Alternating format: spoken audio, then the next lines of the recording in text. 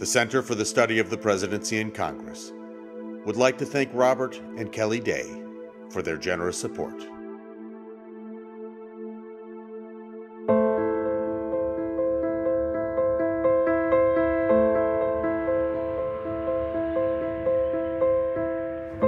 In these early years of the 21st century, our nation and the world face an entirely new set of challenges not seen in generations.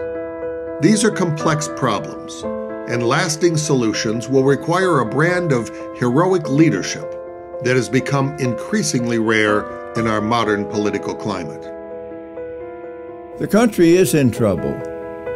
The interesting thing about the fundamental crises facing us today as compared to World War II, that is still an external conflict. Today, the crises are at home. The crises are in our hospitals. Crises are in our schools. We are on an unsustainable fiscal path. We're headed towards bankruptcy. There's no question about it. We're going to leave this country so strewn with debt that the next generation, generations following that, our children and grandchildren, it's not going to be the great country that we have all had a chance to live in. From unimaginable debt and ongoing budget crises to an increasingly unpredictable international security environment, the challenges we face will require a new breed of leader. Gone are the days of predictable foes and easy answers. Addressing the new economic, social, and security challenges will require leaders of grace and civility who are able to bridge the gap between diverse viewpoints and ideas, working across many aisles to craft solutions which are inclusive, persuasive, and effective. Indeed, the call of our age is for true statesmen who are uniquely gifted to both see the big picture and effectively work on an individual level to guide us, shape us, and inspire us to rise above. Leadership has to be creative, it has to be critical, including self-critical. And in the end, it has to find ways to build a consensus in the middle. What's going to happen is you're going to have bold leaders who are willing to step forward, get out of their comfort zone from a political standpoint, and do what's in the best interest of the country. It requires a sophistication, it requires a comfort in dealing with different kinds of people from different cultures and different backgrounds, and so that's a new leadership style is required for the challenges of tomorrow. Founded in 1965, the Center for the Study of the Presidency and Congress is today the nation's foremost organization devoted to applying the lessons of history to meet our nation's current challenges. Central to the mission of CSPC is reaching out to identify and cultivate the great leaders of tomorrow. One thing that makes this center unique in Washington and in the think tank world is our focus on the lessons of history and how we apply those to the challenges of today. And I believe that we are carrying out the vision that President Eisenhower had in 1965 when he called for the creation of this organization. President Eisenhower felt very strongly that there needed to be an institution to protect the lessons of history for his successors.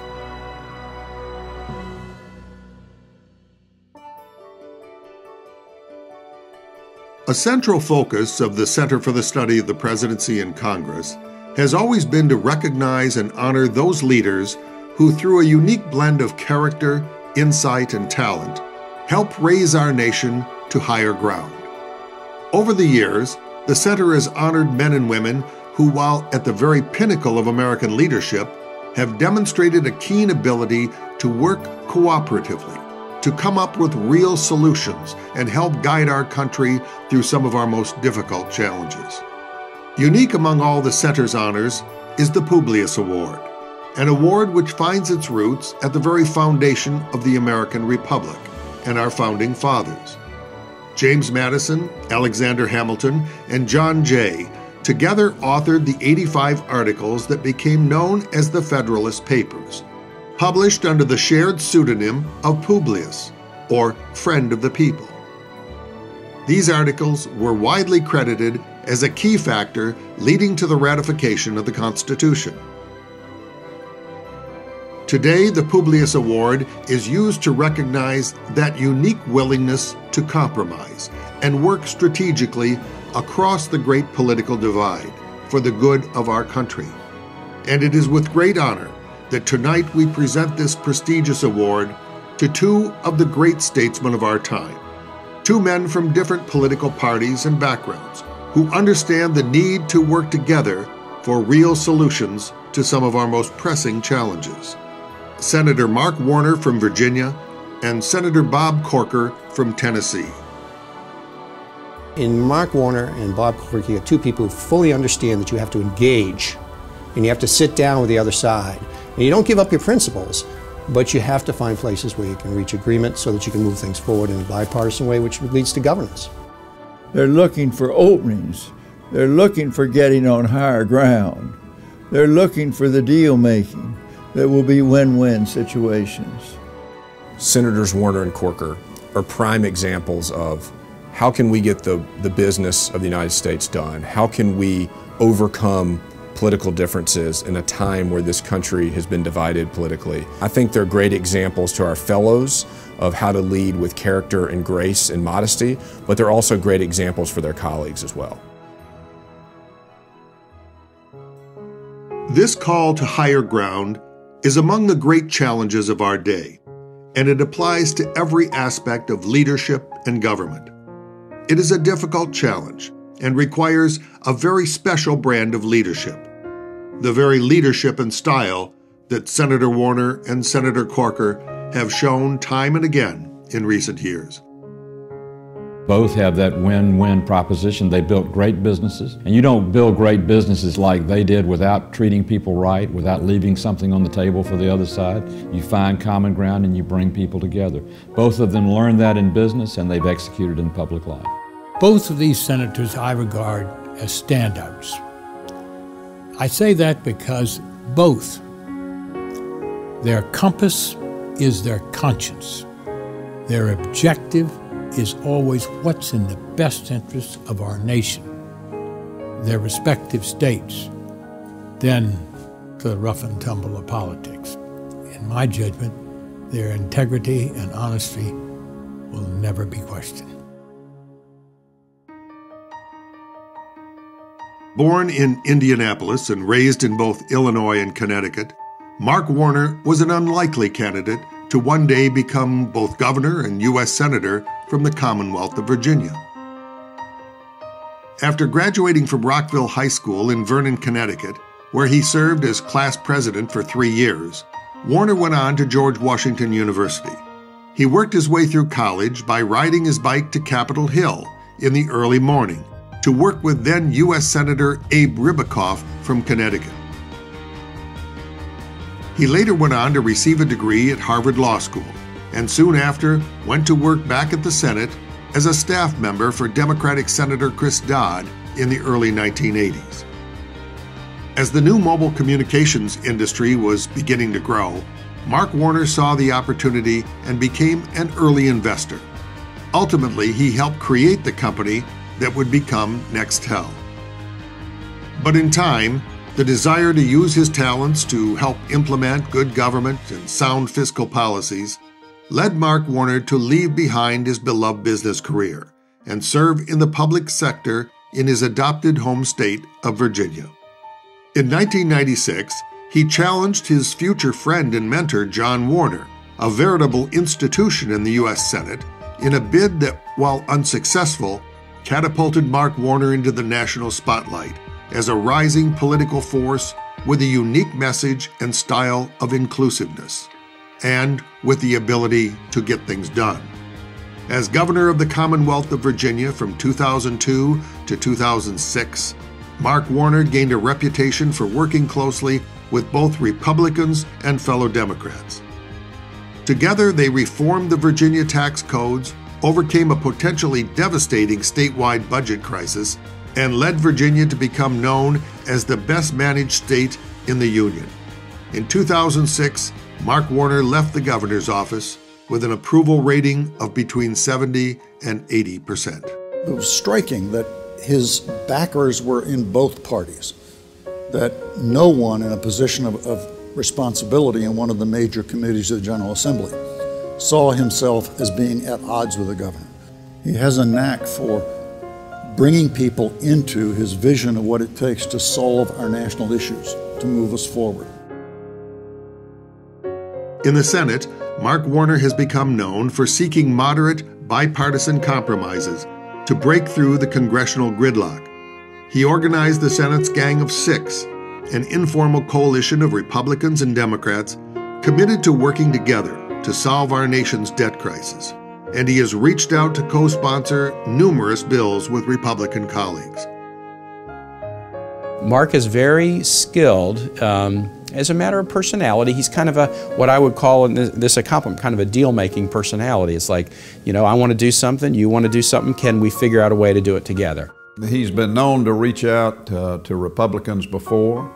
He's been known to bring liberal Democrats and moderate Democrats together as well. And I think that reputation and the success that he's had, particularly as a governor, has boded well for the country in Mark's service here in the United States Senate.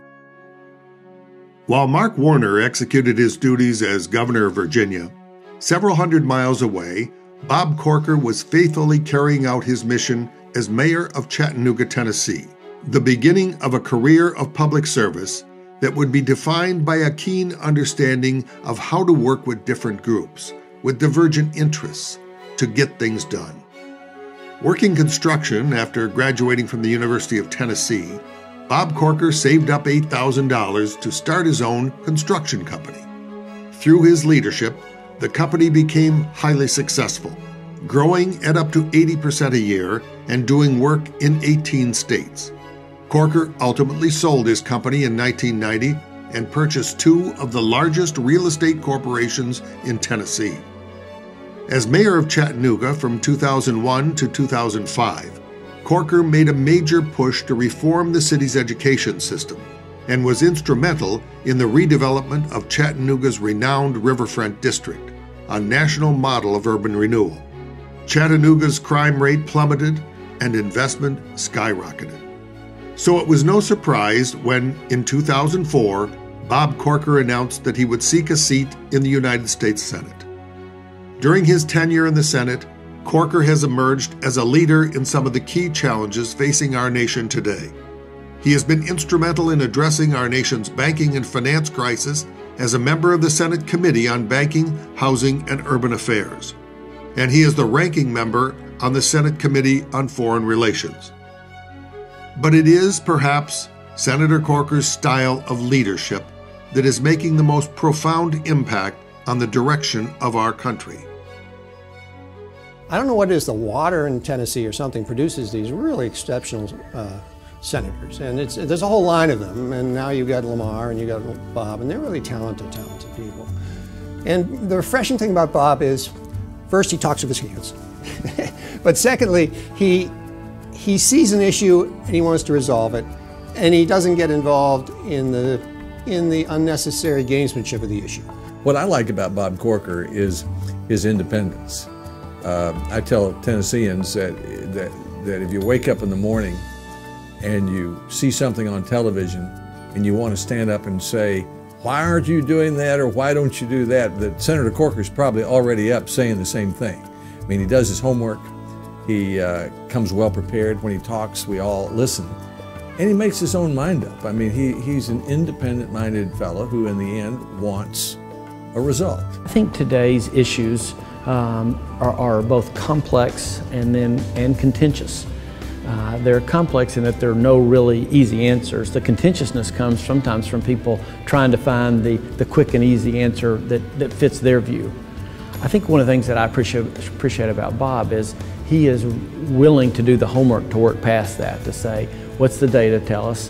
Where are both sides on this issue, and how do we come to an answer that solves the problem instead of just continuing the conflict?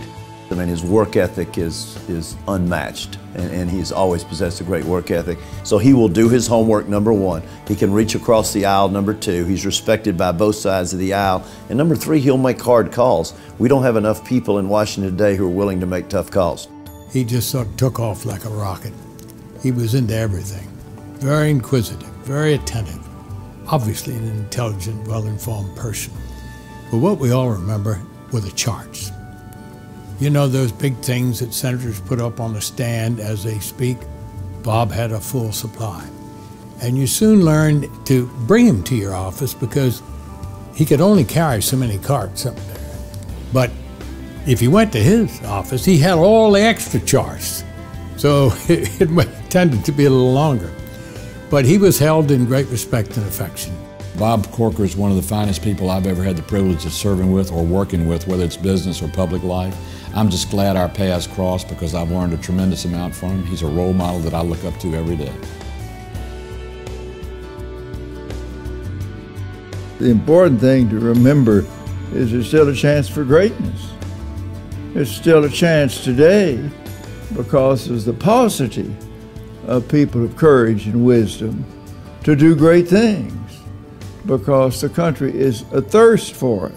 In bestowing this award on Senators Corker and Warner tonight, we would like to inspire our presidential fellows. We would like to inspire the next generation of leaders to learn from Warner and Corker and to understand that you can stay true to your values and you can stay true to your ideology, but you can work across party lines. You can work behind the scenes. You can try to raise this country to higher ground in the same way that our founders did in putting the Constitution together over 225 years ago. For the courage of their convictions, for their willingness to rise above their differences, for their grace and civility, and their dedication to work together to guide our country into the future. On behalf of a grateful nation, the Center for the Study of the Presidency and Congress is proud to present the 2013 Publius Award to Senator Mark Warner from Virginia and Senator Bob Corker from Tennessee.